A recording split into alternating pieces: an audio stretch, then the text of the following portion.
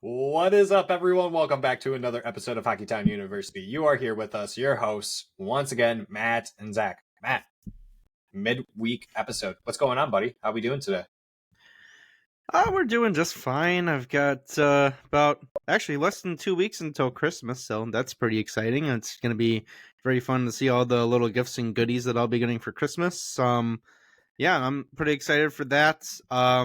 We are fresh off of Red Wings win, so that's also very nice too. I'm happy that we can report on a win. That was actually a very electric game last night between St. Louis Blues and the Detroit Red Wings. Yeah, a lot of crazy action.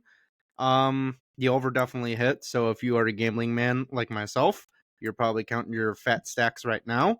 So yeah, not too much to complain about. How's everything on your end? Honestly, happy camper. Woke up happy. Red Wings got a dub. It was a very nerve-wracking game, not going to lie. But we're going to go more in depth about that. But other than that, just another beautiful hump day on my end. It's another beautiful Wednesday, right? It's already dark outside. I hate it. That's the only It's great. downside, right? It's fantastic. So, yeah.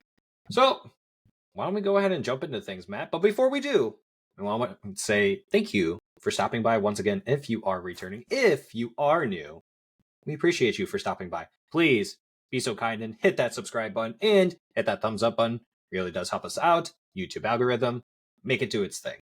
We appreciate it. Turns the frowns upside down. No octopus this time. We'll make it through. See, Matt's got us covered. All right, Matt, let's go ahead and jump into it. Let's jump into some around the league news real quick, and let's talk about the new NHL All-Star Game format where they will be doing a 12-man skills competition. Want to know one of the perks of that, Matt? Or I maybe do. you already know. Do you know what I'm going with this? I have no idea. I'm as clueless as the listeners are right now. So why don't you fill me in? The winner takes home $1 million. Have they done this before? I don't think they have they? No, they've given every player a cheap car that they could buy 10 of that they just say, okay, cool, I'll park that with my right next to my Maserati and my Ferrari and my dune buggy and my dirt bike. So no, that's pretty much all they've done. Here's your Honda Odyssey. Go put it next to your Bugatti. Yeah. Sweet. Yeah, here's a brand new 2024 Honda Civic. Congratulations. So in the 12-man skills competition, and Gary Bettman did actually go in a little bit of depth about this last night when he was speaking with the ESPN commentators. Players participate in multiple events, the 12 players. Players given points based on event ranking. Player with the most points wins. That's, wow, I didn't know that's usually how you win. You get more points than the other person. Anyways, yeah. Winner takes home the $1 million, like I said. Each player participates in the first 6 events. Fastest skater, hardest shot, stick handling, one-timers, passing challenge, accuracy shooting. Top 8 advance to 7th event, which is the shootout. And then the top 6 advance to the final event, which is an obstacle course. So nothing really too different other than it's a different format. They make it challenging, I guess. It's more of a competition in a sense, especially adding that $1 million. But I do remember Bettman saying, like, that they might do it to where half of it goes to a charity of choice, but that might be dependent or the choosing of the player. Hopefully the player does go along that route, but I like it overall. Thoughts on it, Matt? Yeah, I mean, this change to the All-Star game is probably not going to get me to watch it any more than they usually do, which is never. But yeah, it's cool that they're trying to innovate and come up with some new things. I know the Pro Bowl for the NFL tried doing that too, and people don't watch that. I'm sure people won't watch this either. The one thing I really am excited to see is the obstacle course. I know that it's probably just going to be players skating around a whole bunch of pylons and jumping over them and stuff, but I really badly want this thing to be like one of those inflatable obstacle courses you see at like the state fair, and the players have to get on it on their skates, and they're just like popping the thing, and as it's deflating, they have to get to the end before it deflates. I want to see that. That's probably not what it's going to be though, but yeah, it's cool, I guess. I hope that Larkin can participate. I guess we still don't know the extent that he's out, but I'm sure if he's fully healthy, he will be participating in that. And hey, who knows? Maybe even Raymond, he's having a breakout year. So it'll be interesting to see who from the Red Wings is going to go over and participate in that. Definitely not a goaltender. I can say that with a fact. It will not be them. Maybe Let's Lion. go. Let's go ahead and move on to the next one. Matt, this is kind of relevant to you since you kind of used to be your captain. Tavares gets 1,000 career point against the Islanders in New York. Derek put this in here, and I'm going to say it because I do think it's funny. Matt kind of giggled at it too. The New York Islander fans, true to their team, and could no longer give two poops about John since he left them. Toronto also lost, so they got to boo John Tavares and got a win. Cool on the 1,000th point, or point. Yes. Jesus. Cool. New York Islander fans, you guys are freaking brutal. I probably wouldn't have booed him, but I guess I kind of understand why you did. Left you guys high and dry. Basically, LeBron's you guys. Matt, the floor is all yours. Go ahead. I know that people want me to just go in on him and just go viral with this crazy rant, but it's like I said to Zach off the air, like, I mean, the Islanders, like, yes, I do like them. They're not my one true favorite team. Like, if he did this to the Red Wings, I would boo the guy if I saw him at Tim Hortons in the drive-thru. I mean, I don't really have any animosity towards him. Like, he made his choice, and really, it's on the general manager for not extending him and just being a total dumbass. But yeah, I guess it's cool. I mean, I still kind of wish he got his 1,000th point on the Islands, but I mean, we made it further in the playoffs without him than he's ever made it in Toronto. So I guess we always have that over him. I really, really don't give even less than two craps about him, to be honest. Have fun on Toronto. Your contract's terrible. The team is fraudulent. Not much else I really need to say about him, to be honest. Well, I'll agree with you. I do think that he technically, the Islanders technically have been better without him than he ever was on the Islanders. So I'm just going to leave it there. Good for him though on the 1,000 career points. Not many players can say that they get the opportunity to do that. So good job, John Tavares, in that regard. Matt, what if I told you the Washington Capitals were going to Virginia? I would say that that is a stupid idea, and I don't know why you came up with that. But hey, that's actually real. Yeah, good thing I didn't come up with that, right? So right after that news broke, I saw that news broke that their mayor was going to announce a $500 million renovation to Capital One Arena, but there is framework in place to potentially move both the Washington Capitals and the Washington Wizards by 2028. And Derek swears that he will not be alive by that time. And if that's true, I'll be long gone myself because I am older than him. I think we all will. I didn't really know that this was even a thing. Not that we probably would even know unless we were a super diehard NHL fan, but from what I had a quick conversation with someone online about it, just trying to gain some sense about it, and they said, sounds like it's kind of too little too late for the city to keep them around, but we'll just have to wait and see. But he did make it seem like that it is going to happen.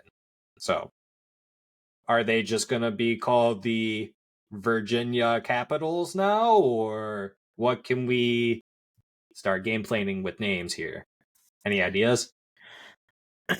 Yeah, I don't really know why this is happening, to be honest. Like, they have such a cool location in DC. Like, if you've ever been to DC and been to a Caps game, or even just, you know, kind of looked up like where it is on the map, they're like kind of in the middle of all of like the, you know, like the famous museums. They're right in the hustle and bustle of DC. So it seems very odd that they would leave there. Now, I don't know if this is like kind of like a Phoenix Coyote situation where the city is just saying, you know what, I think we're done with you. Go find somewhere else to live. It's hard to really say. And, you know, this is pretty far away. Like, it's probably not going to be until 2028. So it doesn't sound like this is like a set in stone, concrete, done deal. I think the fact that this is even being considered, it's a little, I don't know. I think it's a little strange. This kind of reminds me of like if the Palace of Auburn Hills was still around. which I think it's still around. I don't know if they blew it up yet already, Nope, but it's gone. It's yeah, it's gone. gone. It's a big parking lot now. That's sad. Well, it's just kind of like if that was still around and the Red Wings decided, you know, we don't want to play at Joe Louis anymore. Let's move to Auburn Hills, which is, if you guys don't know, like 50 minutes north of Detroit. So Pretty yeah, much. it's Yeah. a weird decision. I don't know why this is happening. Maybe it's just the owner of the team is saying, you know, we'll get more money over here, and I'm a billionaire. I own your team. I want more money, and I don't care about your feelings. Maybe that's all Based this is. based on the way that the person that I spoke with via social media, of course, and I probably shouldn't believe anything that's on social media. Um, he made it sound like it was the other way around, though, Matt. It's they don't need the city needs them, and that the city isn't and has not done a good job at prioritizing these two teams that probably bringing a lot of money to the city of Washington D.C., right? And so from what other people were saying too, it's not exactly the greatest place ever. I, don't hurt me. I don't know. I've never been there. I'm just saying what other people were saying online. So yeah, people rip on us because we're from Detroit anyways. So I love my city. People from Washington D.C. probably love their city too. If you move, good on you. If you don't, cool. Stay the Washington Capitals. Matt, let's move on.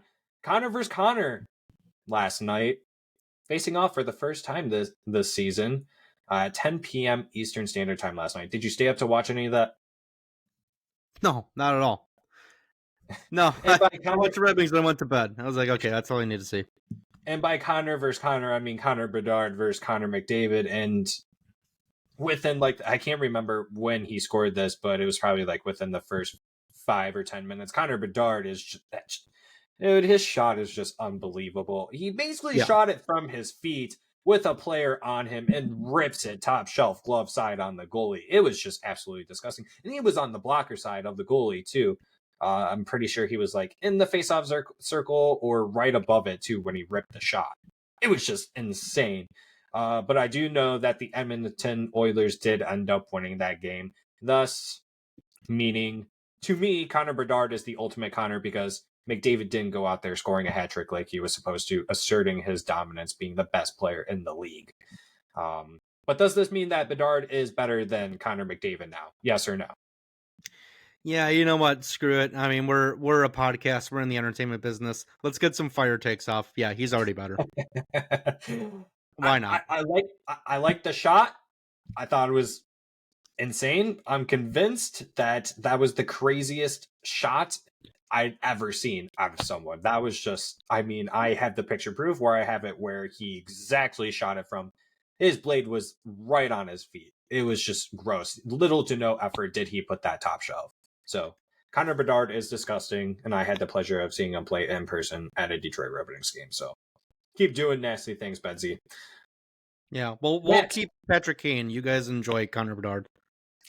Or we can trade. We'll take Bedard. You can have Kane. That's cool too. He almost scored like 3 times last night, so you know he still got it.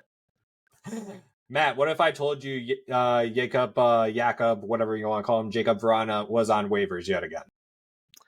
I would, number one, not be surprised, and number two, be honestly a little sad. I don't know what's going on with him. I don't think we'll ever know what's going on with him. And to be quite honest, we don't really need to know what's going on with him.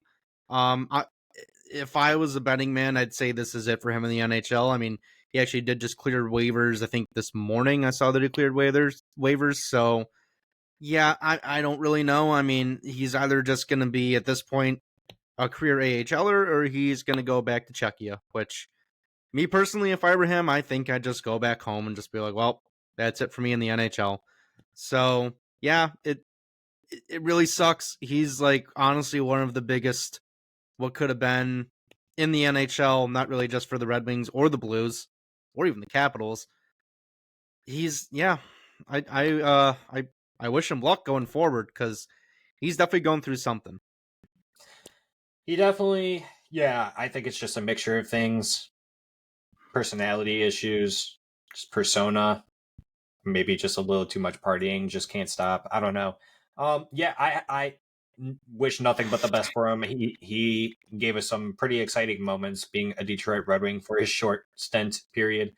with us. Best of luck to him. Hopefully he can collect a nice paycheck in a different league, because it's not gonna be here unless a team really wants to deal with all that. Good luck to them. But all right, Yeah, I don't see that happening. another day, another coach. Goodbye, Craig Berube. Yes, St. Louis Blues head coach has been canned after losing to the Detroit Red Wings. And the Detroit Red Wings have done this quite a few times already. Not only with Craig Berube, but also with Dean. Oh, I don't even know how to say this guy's last name. The used to be Wild head coach. And then also a general manager in Pierre Dorian. Is there just something about the Red Wings this season, or is it just the Red way Wings are that coach killers. We're Huh? coach killers, man. I don't know if I should Coach take it as a compliment or an insult that you have to fire a coach after you lose to us, because usually that's not a good Ew. thing. Oh, you lost to the Red Wings? Nah, you can't be the coach anymore, bro. Pack your bags, take your pink slip, go to the unemployment line. You're done. Yeah, I don't know. I mean, honestly, this is a weird one. Like, you kind of understood the Minnesota, and like for sure you understood Dorian. You know, how's that unparalleled success going? Not great. This one was kind of weird because like you look at that roster in St. Louis, it's really not great. I mean, outside of like Robert Thomas, even Jordan Kyrou is not that great. Uh, geez, I can't even name anybody else. I mean, I can Jordan name Kevin Bennington, Hayes. I He guess, scored if you twice. want to include him. Do you want to include Who? old Red Wings legend Nick Leddy? No, not really. I mean, yeah, he's definitely not great anymore. I don't know. I mean, that's not a great roster. Like, you know, they're really 4 years removed from the Stanley Cup. Like, it seems like they should just be rebuilding at this point. And I think a pretty bad thing to do in the middle of a rebuild is just fire your coach. Like, that doesn't seem to make much sense to me. But I don't run the team, so I don't really know what's going on there. I think with their position, the way that their division looked going into the season, that they actually thought that there might have been a chance, which I Yeah, guess I the would Central's have bad. agreed. I would have agreed with them, because I do think last season that they did have injury issues and just like a couple of other things that they had to get over, but I didn't think they were actually going to be a playoff team. I kind of think it's silly that they actually thought that they were going to, but they definitely aren't in a rebuilding mode. But maybe this is the sign that they might be going into one if things don't turn around, and that's probably why they fired their coach. Maybe they go get the Wild head coach that once was, and then the Wild get Craig Berube. Who knows? That's how the NHL works. It's just a carousel, right? A Ferris wheel, mind you. Matt, all right. Let's go into the Red Wings news. Lucas Raymond becomes the 7th Detroit player to reach 50 goals before their 22nd birthday. A couple notable names. I don't have them all listed here, but Steve Yzerman, Dylan Larkin, Gordie Howe, I believe, as well. But congratulations to him. That's actually a huge accomplishment to me personally, and I think just in NHL standards as well. Not many players even get to put up 50 points in the NHL, let alone get 50 goals. So good on him. What do you think, Matt? Yeah, I mean that's some pretty elite company to be in. And his birthday isn't until next year in the end of March, so like there's a pretty good chance he could be either fourth or fifth on that list of names there, which that'd be insane. Like he's really been having a very very good season. I know he was a little bit disappointing last year. I mean, I remember he did get hurt like later in the season last year, so Yeah. he's just bouncing back. And I mean, he's been some nights our best player, like undoubtedly our best player. Like he's always looked really good. Anytime you watch him, if you pick one random game and you watch him the whole game, like he for sure passes the eye test. He's doing everything right. He's creating chances. He's getting himself open. He's been a weapon on the power play. He scored a power play goal last night. It was a really nice just like snap through the goalie's legs. I think it was like the first minute of the third period or something. So yeah, he's been really really good. Let me just pull up his stats real quick for this season because he is actually doing quite well. So right now he's sitting at 24 points in 28 games. That's really damn good. And Yeah. he's a guy that the team really needs to be leaning on to get that offense with.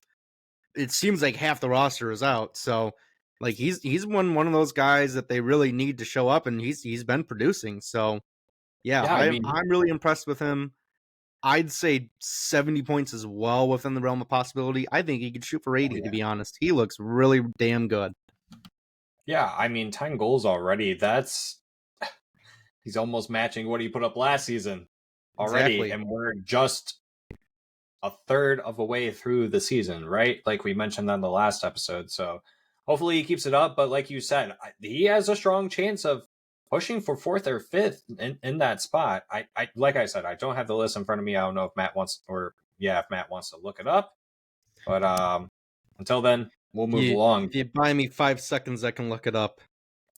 I'll just All right, here edit we this go. part. Yeah. I didn't even need 5. So yeah, obviously Steve Yzerman is number 1 with 114 goals before he was 22. I sometimes forget how absolutely nasty Steve Yzerman was, and shame on me for Yeah. forgetting that because he's one of my personal heroes. We have Gordie Howe in second with 70 goals. Very good too. Marcel Dion, which is funny, 68 goals. So yeah, I mean, easily like the next closest is Mike Foligno, 56. He only needs 7 more Oh, goals. That's all he yeah, needs. that's doable then for sure. Yeah, More than doable, yeah. Lucas Raymond's gonna. Yeah, if you didn't have Lucas Raymond on your bingo card to have a breakout year, then I'm sorry, you were wrong. You should have.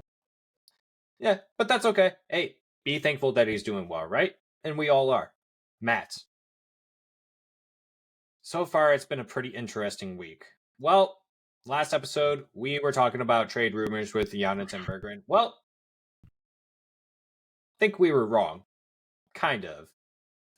Rumors could still be out there, but Berggren, Aston Reese, and Zarnik were recalled on emergency loan basis. And who knows for how long, because they are still currently with the team as far as we know. And the Red Wings do play tomorrow, Thursday. Today is Wednesday. It's almost 7:30 p.m. So as of right now, those three are still on the team. We'll go more. Well, do you want to say anything on these three players? We're going to talk about Berggren, but do you want to talk about Aston Reese or Zarnik?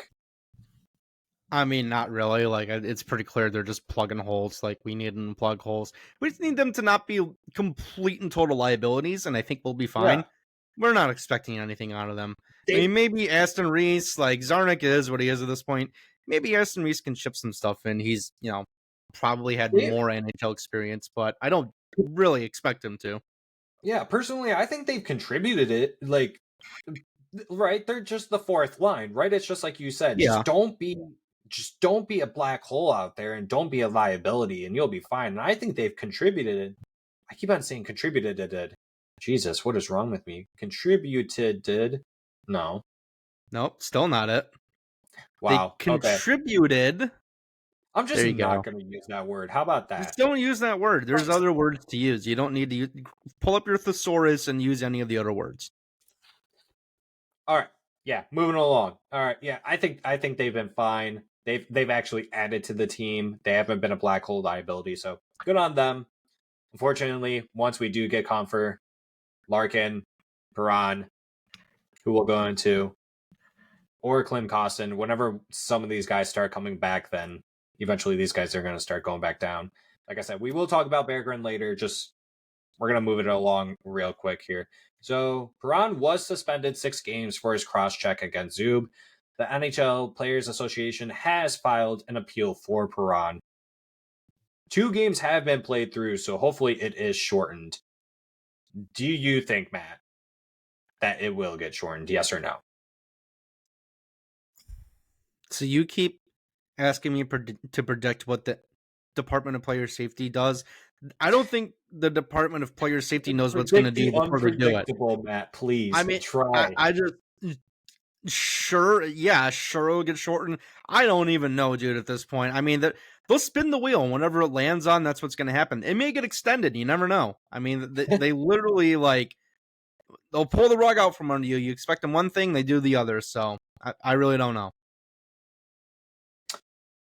Yeah, I know that's not honestly, a satisfying answer, but like I really can't give you any more than that.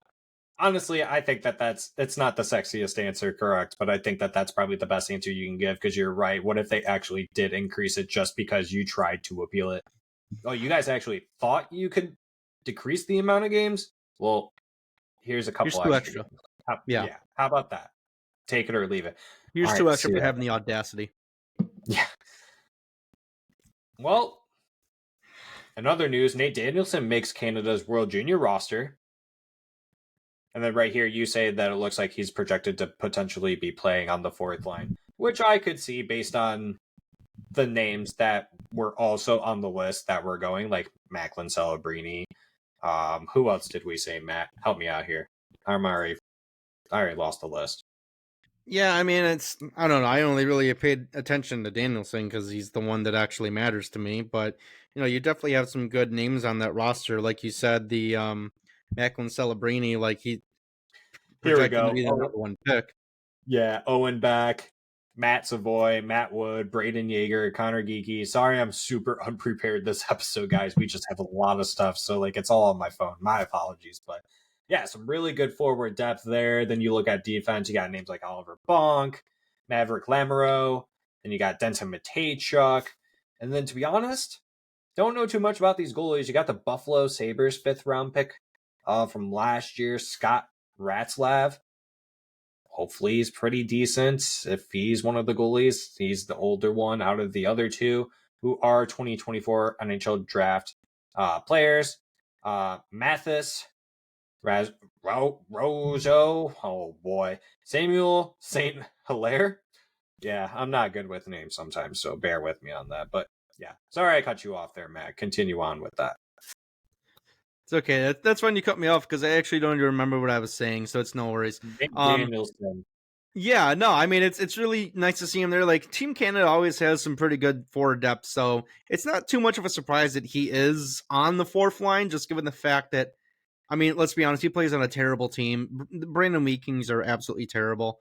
Um, but he's been really good. Like I don't think like fans should look at this and just be like, wow, I can't believe we've got a fourth line plug at number 9 overall. That's not what's happening here. The fact that he's on the World Junior roster, like that's actually pretty massive for him. Like he's been having Yeah, a really good season, and this is Team Canada's way of recognizing him for that. And I'm really happy to see that. We only have Canada out so far. I haven't heard anything about any of the other nations that'll be playing, but I have to imagine that Axel Sandin Pellikka, yes, this is my mandatory once an episode mention of him. I have to imagine that he's going to be carrying that team. Like yeah, he's for sure going to be on the team. Like there's no question about it. I wouldn't be surprised if he's top pairing. So yeah. I'd say Danielson and him, those are going to be the players to watch if you're a Red Wings fan, which you probably are if you're listening to us.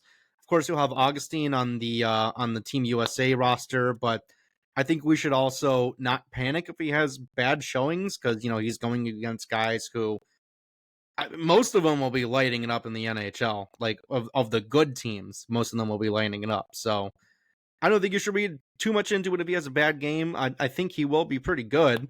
At least I hope so. So I guess we'll see.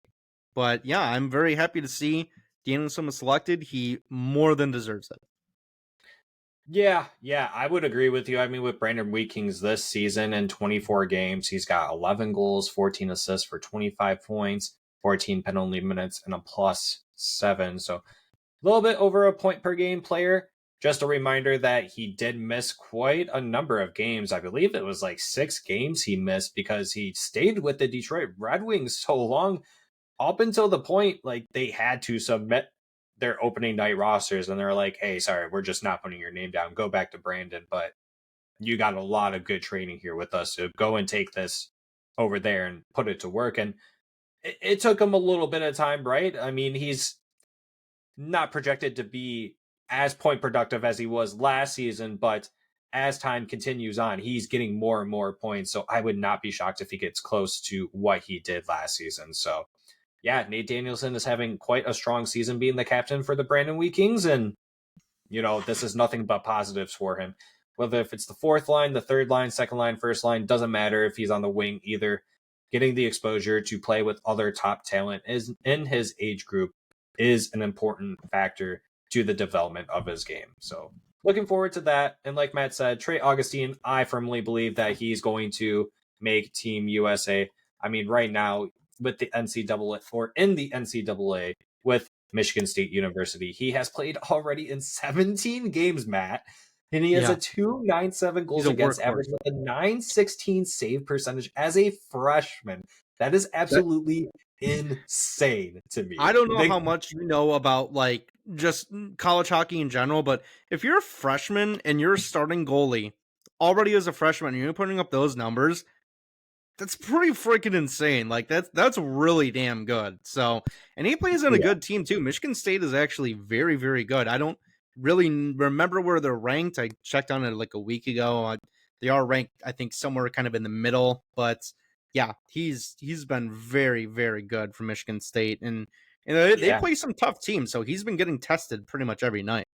And that makes you like excited for if he, and I'm assuming he's going to stay within the program next season too, what his sophomore campaign could even look like, Yeah, being more prepared, more acquainted to the college lifestyle, probably not living in the dorms anymore. If he actually does, that definitely helps out a lot. We lived in dorms, Matt. It sucks.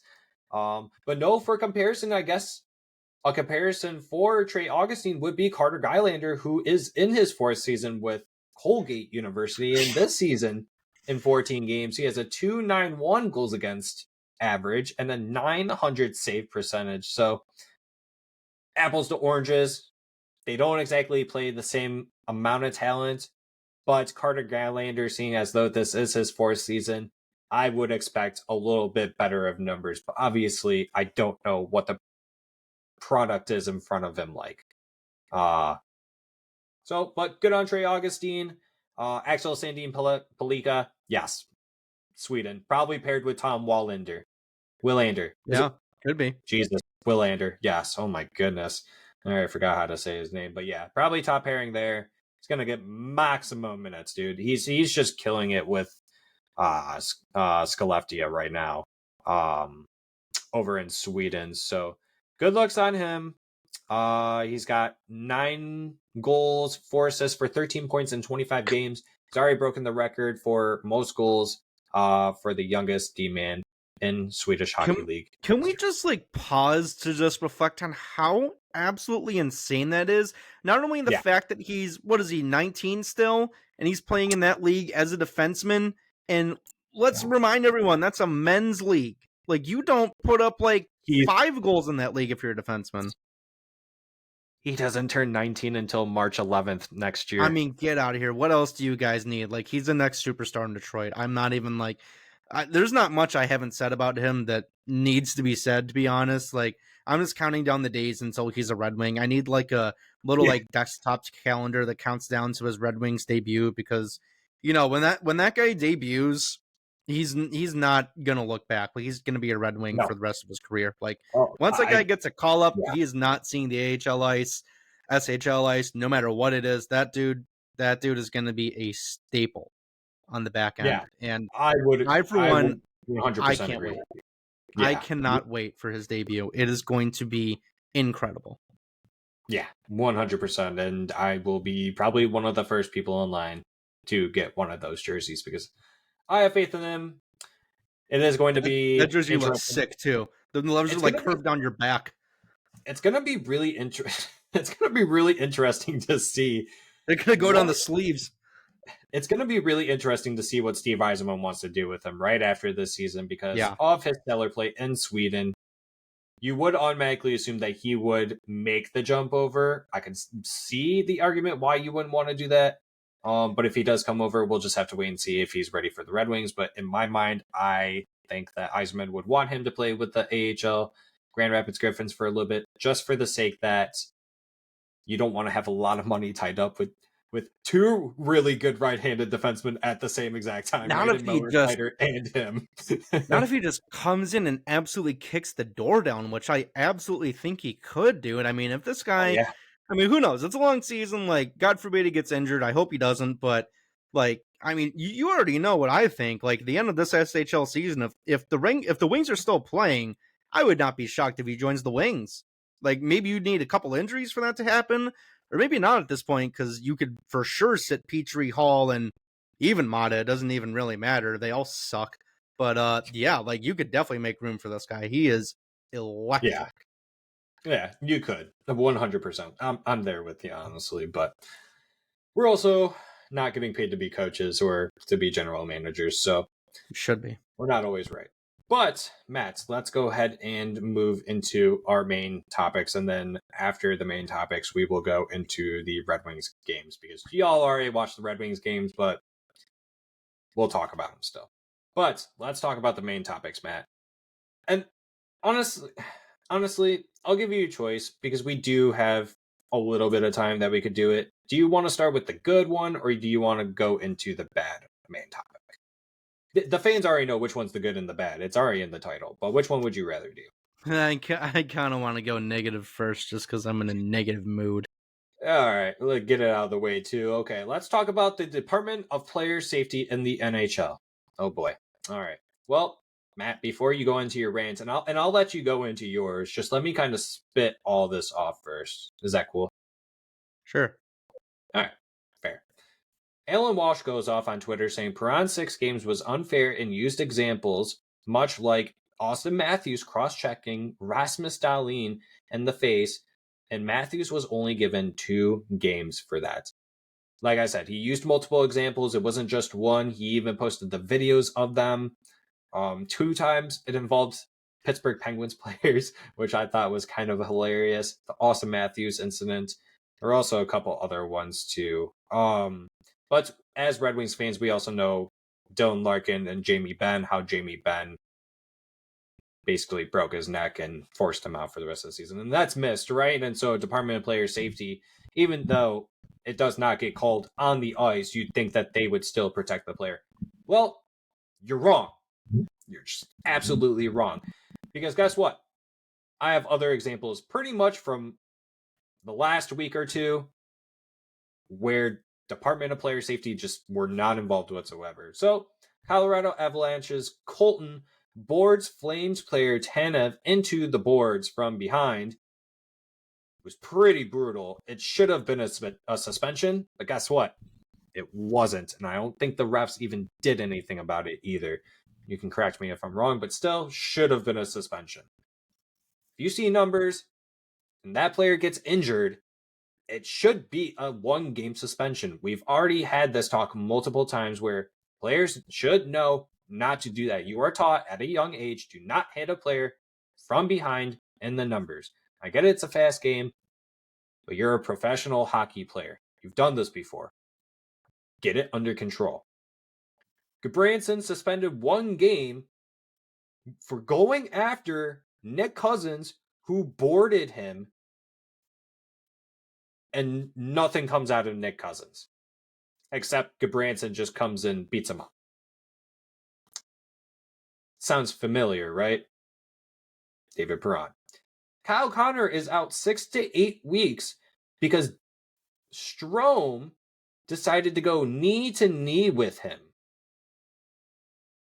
Strome was ejected from the game, but no suspension from NHL Department of Player Safety. And he does not have a hearing from them whatsoever in the works. What is going on, Matt? What exactly is going on? I thought the Department of Player Safety was here for all the players' safety. You got people getting 6 to 8 week injuries, and you're not going to do anything about it? But you're going to suspend a guy who has played over 1,000 games in the NHL, 6 games with no prior offense? What he did was wrong. 6 games were too much. I used the Austin Matthews example. He gets 2 games. Is NHL Department of Player Safety just playing favorites at this point? Is it just a media thing? What is going on, Matt? Can you actually make any sense of this? I want you to go ahead and go into it. There's no handbook. There's no guidelines. literally nothing that they reference to hand out the suspensions that they do. They kind of just do it. I don't even know. We say they spin the wheel, but I'm not even sure if they do that. I think they're just doing it now based on vibes. I really genuinely don't even know anymore. Like, I guess, like, you don't have much of an argument for 6 games for David Perron. That is an absolutely absurd length for suspension. It still baffles me, to be completely honest. The only argument you could have, which is really not a very strong argument, is it was pretty egregious, right? But you understood why he was doing it. He was standing up for his teammate. Now, did he go after the wrong person? Yeah, he did. But in the heat of the Yeah. moment, you just see red. You know, it's like we said on Sunday. He just saw red. He just saw an Ottawa Senator, and he was like, I pick you. I don't know if you're the person who did that. To be quite honest, I don't really care. I'm just going to beat the shit Yep. out of you because of what happened to my captain. I mean, I really don't even know what an accurate suspension of that should be. Like off the top of my head, 3 to 4 games, maybe. I mean, he wasn't even hurt on the play, so I think he played the rest of the game. So it's really hard to He even played say. he played the next shift. He was hurt after it initially happened. I will give him that. Yeah, Taking a cross check to the face with someone's stick probably fucking hurts. Sorry for yeah. swearing. That's my I'm warning. sure it That does. probably hurts, okay? And I get that. They gave him 6 games because they said for the amount of strides that he took to get to Zoo. I understand that logic, but still, to me, 4 games would have been fine. Yeah, Am I crying a little bit? Yeah, I'm crying. Sure. But like I just think it is a little unfair to Prawn, someone who has never done anything that's the relatively big part of close this too. to this That's a big caliber part of this. and has probably done so much for the NHL and his communities that they were just like, no, we're just gonna give you 6 because we're just gonna count Yeah, for every that's single so honestly the biggest problem I have with this because he's a guy who's played. I think he's played like 1,100 games, maybe close to it. And he's a guy like really never throughout his career could you say David Perron is a dirty player. He's never been that player whatsoever. He's never right. really even been one of those players who kind of like walks the line between dirty and legal hitting. And like I'm trying to say he's never been like a Jacob Trouba type player or like a Matthew Tkachuk type player. He's always kind of been like just the guy who will chip in offense. He's got a strong 200-foot game. He's not out there just like egregiously like tripping and slashing people. That's not the player that he is. So for him to get 6 games for a heat of the moment, passionate, seeing red play, I know that's kind of like a simple way of explaining it, but that's sort of what it is. I think that's just absolutely ridiculous.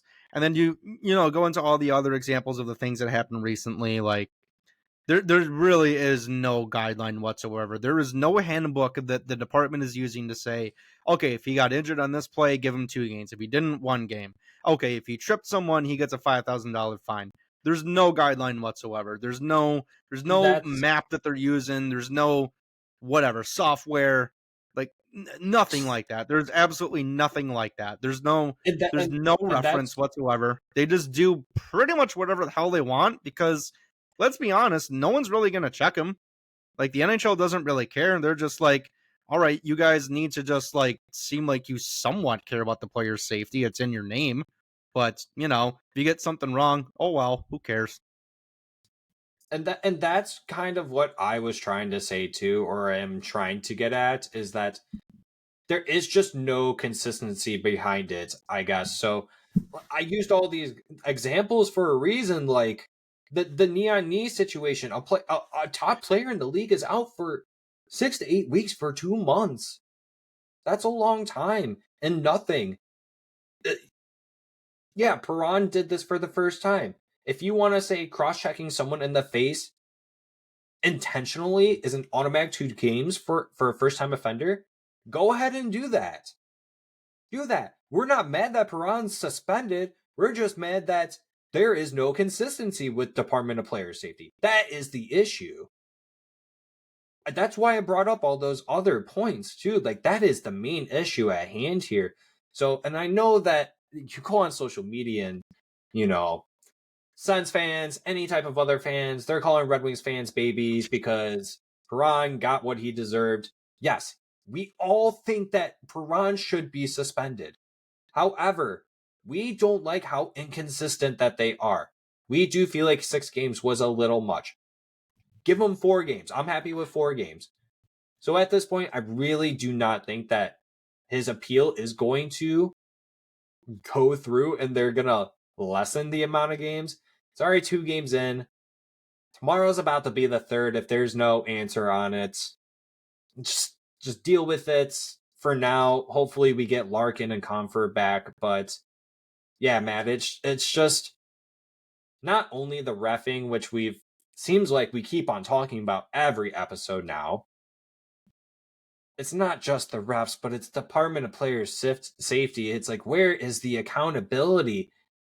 The players obviously can't do it because then you get players like David Perron who get hung out to dry like he's being right now. So being fined all that money and not being able to play. So who's going to hold the accountability and everything? Unfortunately, it's kind of up to the players. It's up to the players on the ice to, hold these guys accountable. Like, you can't leave it up to the Department of Player Safety if someone goes knee on knee with your player. You can't be like, "Oh, that was pretty crappy of you, but I'm sure you'll get your comeuppance and you'll be out for 2 to 3 games."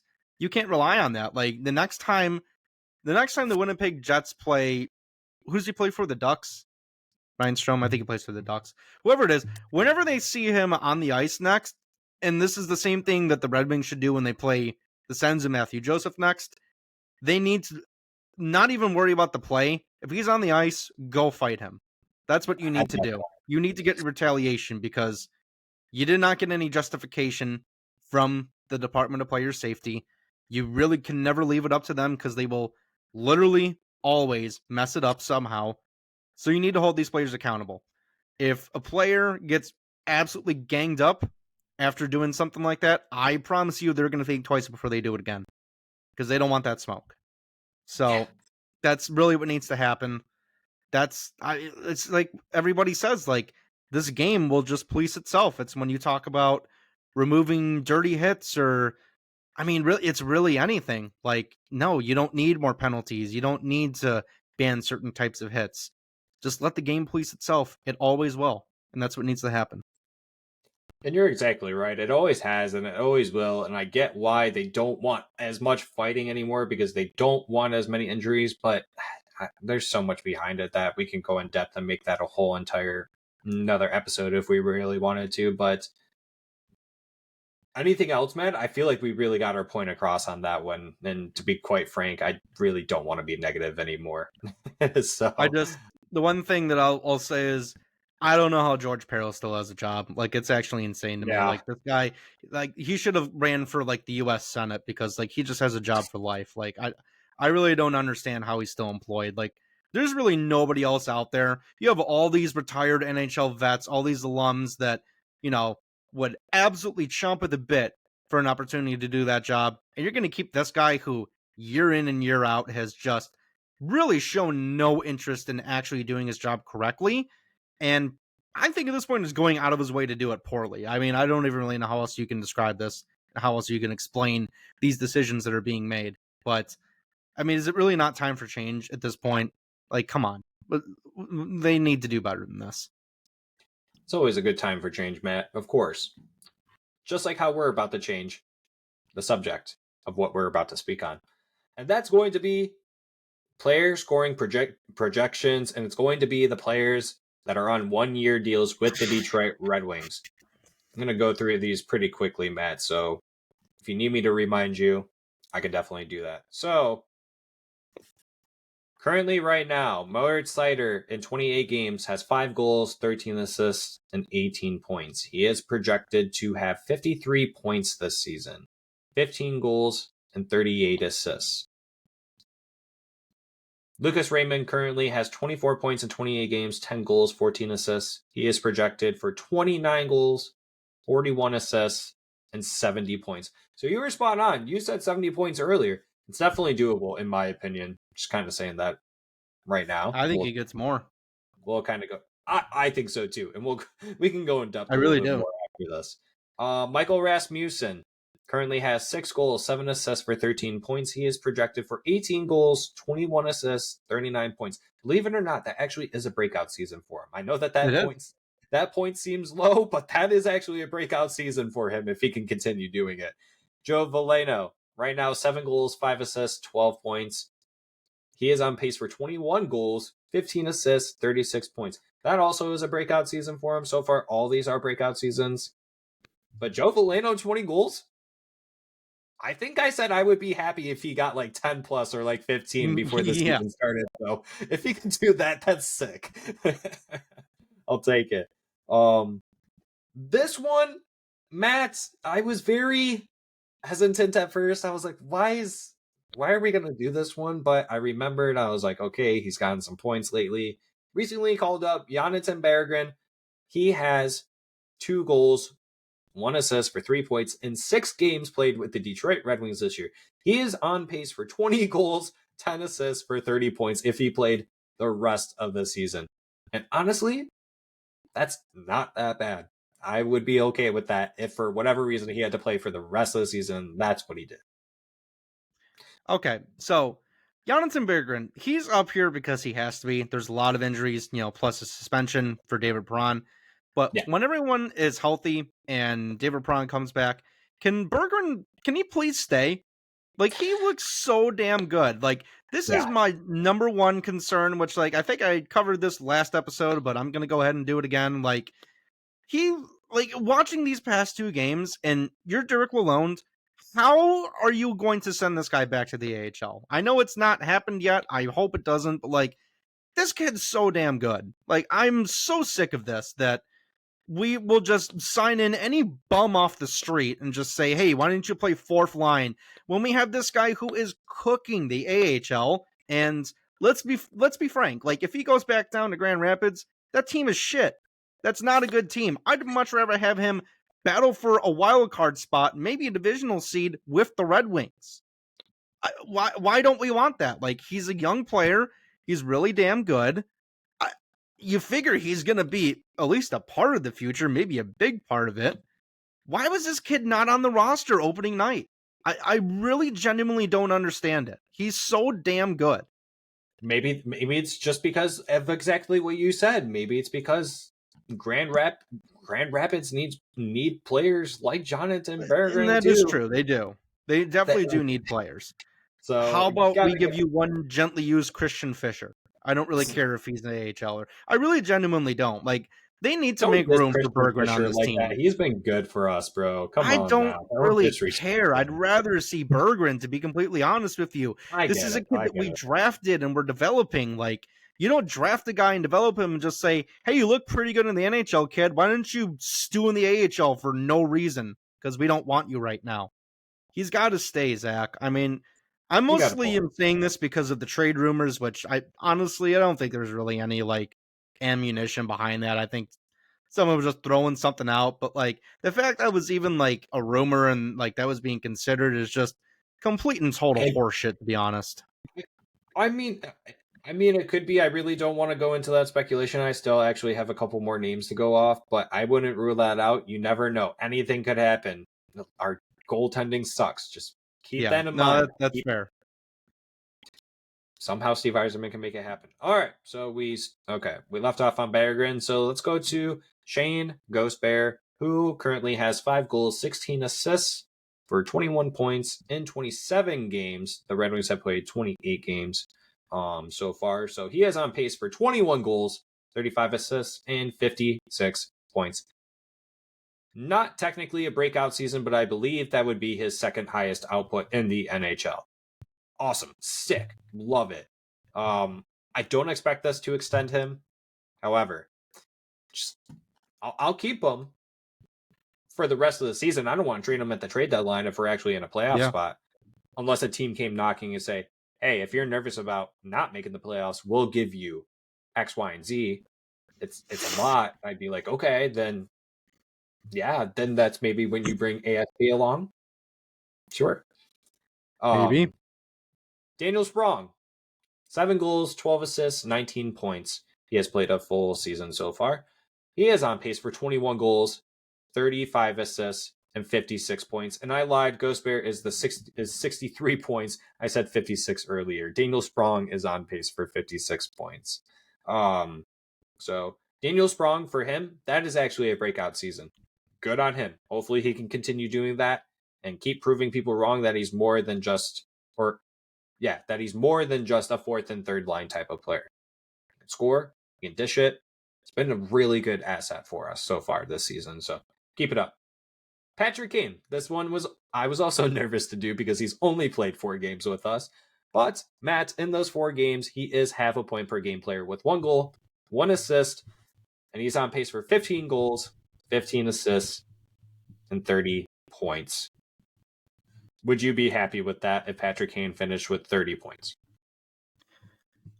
I guess. I mean, yeah, I would be happy with that, considering the fact that we didn't even know if this guy could skate without his hip disintegrating into dust. So, I mean, honestly, he's looked pretty good. Like, you can kind of tell he's a little bit slower. Like, and obviously in his prime, he was a phenomenal skater. But I think the way they've been deploying him, where it's mostly on the power play, he plays the bumper a lot, where he, that's a strength to play there. He makes a lot of things happen there. A lot of plays are generated from him from that side, and you can let it rip from there too. I mean, honestly, watching the game last night, he really should have had a goal or two. I mean, of all the chances that he was getting. I mean, I think he had something like 4 or 5 shots. He rang the post a couple times. Like, he for sure was due a goal last night.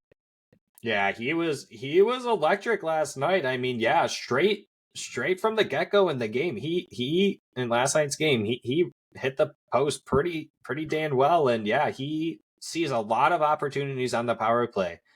And just like you said, the skating might not be there like Prime Kane was, but damn, does he have the hockey sense to boot, and the shot still. The shot did not go away for sure, and it literally takes nothing out of it.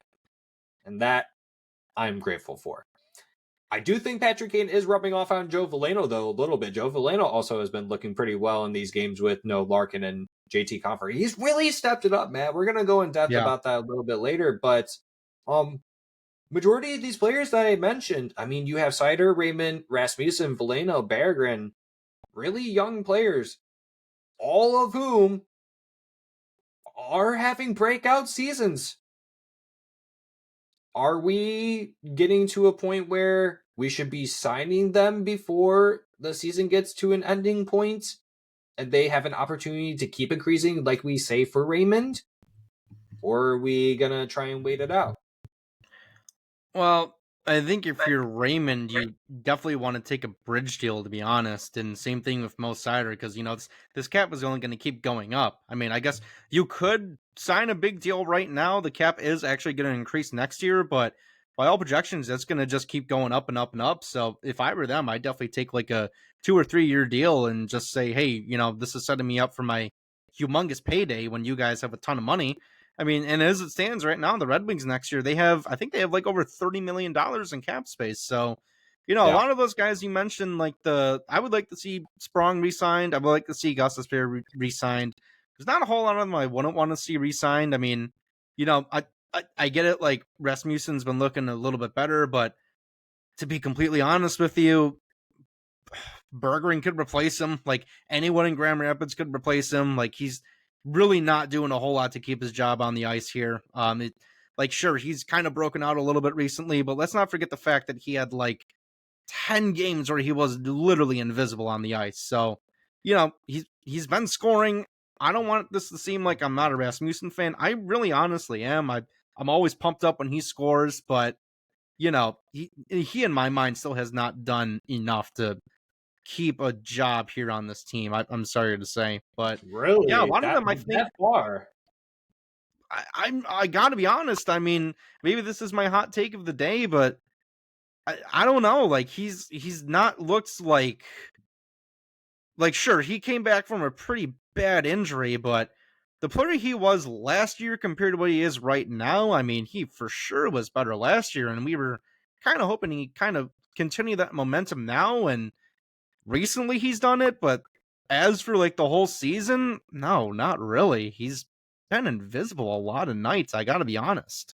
And I think a lot of people do forget that he did get injured last season and he missed extended time. Like, it's not just the summer that he took off. Like, he missed like 2 or 3 months before the summer kicked off, right? And so, like, that's a long time. And so it probably did take him a while to get back into form, even with training camp and everything. And so, I mean, right, let's be real, Matt. I mean, did we ever even think that Rasmussen was going to be close to even a 40-point player?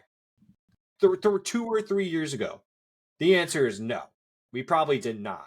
We were very, very nervous about Michael Rasmussen. But I probably would not go as far as saying he is the person that I don't want on this roster currently. But I would agree with you that he definitely does not look like the same player that he was last season. But I will give him the benefit of the doubt, much like we did with Andrew Kopp last season, because of the injury. I'll at least do that. If you told me that if I could just scratch someone and be able to just bring up Berggren, then I would do that. But if I have to waive someone just to bring up Berggren, I think I'm just going to keep Berggren down until an injury happens, and then I can just call him up without having to worry about having to waive him. That's just kind of how I feel like that they're working it, and I see why they're doing it. I understand that's why they're doing it. It just comes down to depth. That's what it is, and because of the depth that we have, this is why we were able to win last night and be able to call up players like Berggren. So, should Steve Yzerman sign players like Seider and Raymond right now, no matter if it's like a bridge deal or not? Should he sign them right now, or should we still continue to wait unless they have like a breakout season? Like, what do you think? Yeah, personally, I would wait until the summer, to be completely honest with you. Okay, yeah. I'm a little scared to wait on Raymond. I kind of am. I would try to give him a contract like now before it's too late. But I don't know. Maybe it really doesn't change that much now to the end of the season. Maybe I'm overreacting a little bit, but by golly, if he gets over 70 points, mark my words, I'm saying it right now. If he gets over 70 points, Steve Yzerman, you should have given him a contract as of yesterday. Well, to be completely honest with you, I see where you're coming from with that, but I mean, if Raymond like actually does have like a 70, even 80-point season this year, like even if he's asking for $9 million next year, like, do you really think Steve Yzerman is going to accept that? Like, when Alex DeBrincat got traded, we thought like, oh, his number is going to start off at 9. He's not even making 8. Like, Steve Yzerman is gonna get what he thinks a player is worth out of that player. I mean, right? You may want 9, but you're gonna be happy making 8. We did the comparison. We did an episode on that. If you guys want to go ahead and find it, we did the comparison with Steve Yzerman was the general manager at the Tampa Bay Lightning, and we did a comparison on how the contracts that he gave to Stamkos, Hedman, and Kucherov, players like that, he's kind of doing the same thing with the Red Wings. He's done it with Dylan Larkin the same way he did it with Stamkos, and I bet you my bottom dollar, he's going to do the same thing with Raymond and Seider, where he's going to put them on bridge deals, be like, okay, I saw that you did this, but I want to see you do it this many more times and get better. That's what's going to happen, in my personal opinion. Matt, I think we're good on that part. So that was pretty much it, unless you have more that you want to talk about. No, that was about it for me. Projections. Yeah. Good luck to all these players. I really hope that you all have breakout seasons. Really, I do. I want you guys to go to the playoffs. So keep up the good work. Matt, let's go into the game notes and then we're done. So real quick, I'll just kind of scoot through these, but at the end, kind of ask your thoughts on the game. So the Red Wings did lose to the Stars on, what is today? Today's Wednesday, so they lost on Monday. To the Stars, 6-3 to the Stars. Reimer starting in net for the first time in what seems forever, which is funny because he played the game before and had 11 saves. So it's been a long time since he started, at least, though. But Sprong did get the Wings on the board, so that was sweet to see. Wings get the first goal. Wings easily crumbled, though, in the first and allowed Dallas to get a power play goal after a Veleno penalty. Stars then score a one right at the end of the first to then make it 2-1 Stars. And confirmed, Reimer is still bad and not an NHL goalie. And that's confirmed by me after watching that game. Yeah, Stars so, then I make mean, it. What? go ahead. No, go ahead. Stars then make it 4-1. I must have missed a goal somehow, some way. And Burgers comes in clutch and gets a goal back to bounce it back to 4-2 in the second period. More than midway through the third, Veleno puts the team within one goal with a power play goal in the net front to make it 4-3. Then the team remembered Reimer was a net, and Reimer let in another one to make it 5-3, and then getting an empty netter to close it at 6-3. So basically, overall, it was an expected loss pretty much. I mean, I expected a loss. You don't have Dylan Larkin. You don't have JT Comfort. You don't have Clint Costin. You don't have David Perron. Oh, Daddy P, I miss you. It was an expected loss. But this goalie situation is god-awful and needs to be corrected before it's too late. Great to see Burgers get one after being called up on an emergency basis. What do you think about the game overall, Matt? So, I more than understand that our goaltending's been bad. Husso was terrible. He's been horrible for the season. Lyon had a bad game. I honestly could have lived the rest of my life comfortably not seeing Reimer play again in a Red Wings uniform. There was absolutely no reason to see him again. I honestly kind of like forgot about him, and I was kind of happy that I forgot about him. And then I saw him again. I was just like, oh, god damn it. He does play for this team, doesn't he? Okay, great. I guess we'll lose this game. And we did lose this game. He let in, what did he let in? 5 goals? Maybe there was one empty netter. He's just terrible. Like, we don't need to see him again. Put him in Toledo. I'm done with him. You know, after the St. Louis game, which I'm going into, the Red Wings out of their 28 games, 16 times they have let in 3+ goals. 16 times out of the 28 games that they've played so far. That's not good, in my opinion. And people will say, wow, I actually thought it was way worse than that. If you would have asked me that, I would have said every single game that they've. I would have thought that too. Same. Like, if someone asked me that and I didn't look it up and I was curious, I was like, how many games have they played where they've let in 3+ goals? Yeah, 90% of them. Yeah, That's 90% of them. That's horrible. But overall, yeah, I mean, it was great to see Burgers put up a goal. There wasn't really too much to look forward to in this game. Like I said, I was expecting a loss. I actually kind of thought it was going to be a lot worse. We actually kind of we stayed in there. We held in there. But like I said, I think having Reimer in that, I mean, those high danger shots just don't mix well with a James Reimer for whatever reason, or any Detroit Red Wings goaltender for that matter for this season. So let's go ahead and just move on to a game that we won, which was against the St. Louis Blues last night, Tuesday. The Red Wings did win 6-4, so the turns were tabled on them. Husso was in net. ... Yikes. Comfer and Larkin are still out. Clint Costin's still out. Perron's still out. Kane looks better, though, and this is where we talked about how he rang the post directly in the first. So that was great to see. Blues score first, though, with Fabry and Wallman leaving a wide open Brandon Saad. Husso looked lost trying to make that save.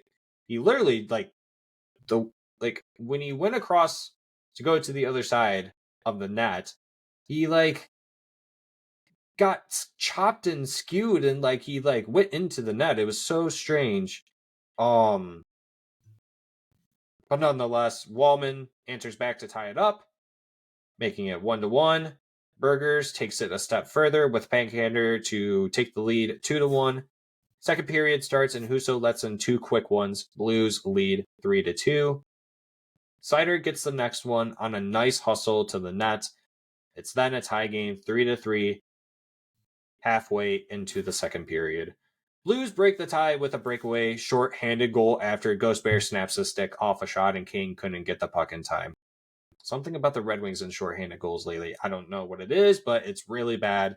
I'm pretty sure we said that last episode too. Blues then take the lead 4-3. Razor gets one to tie it on the power play down the slot, 4-4 with a really nice shot. And then Fabry gets it to give us the lead 5-4. Michael Rasmussen seals the deal with an empty net goal thanks to a strong efforts of Joey Veleno. Overall, Huso just is not the guy anymore, Matt. I'm firm on that statement here, and I'm sorry that I'm so negative about our players on our team, but I can't stand letting in 3+ goals anymore. It's just horrible. Even with a win, he was covered by our offense once again. Yes, if we did not score 6 or the 4 goals needed, or the 5 goals needed to win, we wouldn't have won, right? And so he's covered by our offense in that sense. Veleno, Rasmussen, Raymond, and Burgers all shined in this game in big ways, each putting up 2 points minus Berggren. Kane got an assist as well. Matt, I don't know if you knew this, and I didn't write this down, and this randomly popped in my head, but before this game, the St. Louis Blues were 12-0 when scoring the first goal this season. They scored the first goal this season, or this game, and they lost. I think ESPN showed that on the feed, actually, and I was just like, They did. oh, okay, that's cool. All right, then. That's like one of those stats that doesn't really mean much, because, like, yeah, if you score goals, you'll win. Like, that's kind of what it boils down to. But great. Cool. I mean, when I saw that, I was like, wow, okay, so does this mean that we're going to lose? I mean, that's pretty impressive, right? I mean, that's a telling sign, or at least stat Yeah, right there. To I me. guess If you so, score yeah. first, if once you score, you win. They've Yeah. done that 12 times. But then that tells me, out of however many games they played, you scored first only 12 times, so you've only won 12 games out of this many games. Okay, well, we just got to try and score first, and you basically automatically lose. Is that what we're thinking here? Well, No, probably not the best way to think about I'm it, but glad you brought that up, because I think the fact that that stat got that stat got nullified, maybe that's why they fired their coach. They were like, well, we had this really cool stat and then we lost the game, and that was honestly what we were hanging our hat on for the season. That's the that only could thing be we had it. going for us. So that's kind of That could be it. unacceptable. You've got to go. That could be it. Honestly, not going to lie. That could be it. And I will gladly back you up if you believe that's true. I'll back you up and be a believer as well. Overall, though, what did you think about the game? Yeah, I mean, if you're a betting man and you see the over in the Red Wings game, bet the over. I think it hits Oh, literally every single time. I don't even know what yeah. it's going to be set at next game. Probably 8.5. It'll probably still hit. Yeah, but my real thoughts for this game, and really like the whole time that he's been playing on the team, is Fabry is like an absolute monster, isn't he? Like, I forgot how damn good this guy is, because I mean, he's always injured, so it's easy to forget. But god damn, this guy's good. All he needed was a full off season to rest up, get That's prepared, right. have one hell of a season. I mean, yeah, he's on pace to have damn near 40 goals. It's pretty gross. I mean, and I don't think he's going to do that. I think I said if you can get more than 25 goals out of Robbie Fabry, you're grand slamming it out of the park, because it never happens, right? Because he's Yeah, always injured. So I'm very thankful for exactly. Robbie Fabry. I'm eating my words once again, because I wasn't a believer. I was done. I was getting overpaid. This season, it's actually finally starting to work out. So I am very thankful, Robbie Fabry, for all you are doing. Keep up the good work. Honestly, everyone's doing a very fantastic job, minus the Yeah. goaltending. They're all getting cold I'm for Christmas. Yeah, I'm really happy to see this depth of scoring that we have, considering the fact that we have, what do we have, 4 players out right now, and the scoring, we still put up 6 goals in a game. Like, that is Yeah, absolutely incredible to see. no, Um, that's there's the one biggest thing I thing. want to say about there is one thing I want to say about Huso. If there's any hockey players listening to us out there, which I'm sure there is, everyone in the league loves our podcast. They listen every night. If anyone's listening right now and you guys want advice on how to score on Ville Huso, which to be honest, you probably don't need it, but I'm going to give it to you anyways, just go glove side high on him. It'll go in every single time. Huso is just not it, man. What do we have? One more year of him after this year? God, Yeah, can we just get rid of him now? He's terrible. I was trying to make some mock trades earlier, and people were not seem to be too fond of receiving a Billy Huso in the return deal for a different goaltender. So Why would probably they? not. So All right, man. that's Let's a go good ahead. deal. I think we're good. We've recorded for long enough, I think. So let's go ahead and close it off. So kick it off with the final thoughts, buddy. Yeah, my final thoughts are pretty much the same as always. Let's go Red Wings. We miss you, Larkin, Daddy P, JT. I really hope you guys can rush back, but I got to be completely honest. They're not honestly really what this team needs. We just need a goaltender, man. God, anyone. I mean, if any goaltender is out there listening to this, whether you're in beer league or whatever, and you're looking for work, it may be worth calling up Steve Eiserman and offering your services. Like, you can't really do much worse than what we're getting. And sure, the defense has been pretty bad. We didn't really mention them, but honestly, they're really not even the full of it. It's just bad. It's bad. It's just really bad. So yes, please, we'll take anyone in the league if you want to strap on the pads and play for us.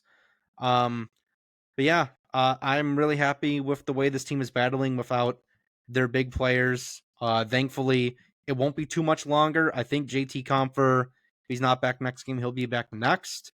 So that'll be great to see. We'll get Daddy P back. Hopefully Larkin can rush back, but don't come back until you're fully ready. And we'll hopefully just tread water and be okay until they get back. So yeah, Final thoughts? that's it. All right, that was a lot. Well, my final thoughts are go Detroit Red Wings. Matt, I love you, buddy. The Red Wings currently sit fourth in Love the you too. Atlantic with 28 games, 34 points with 15 wins. They currently have a couple games on hand with the Tampa Bay Lightning, who have played in 30 with 31 points. And then the Ottawa Senators have played 23 games with 22 points, sitting there at the bottom 8th in the Atlantic. So just had to toss it out there, Rough. Can I have one more So, final thought? okay. I'm almost done. Okay. Go Red Wings. Matt has one more final thought, and make sure you subscribe.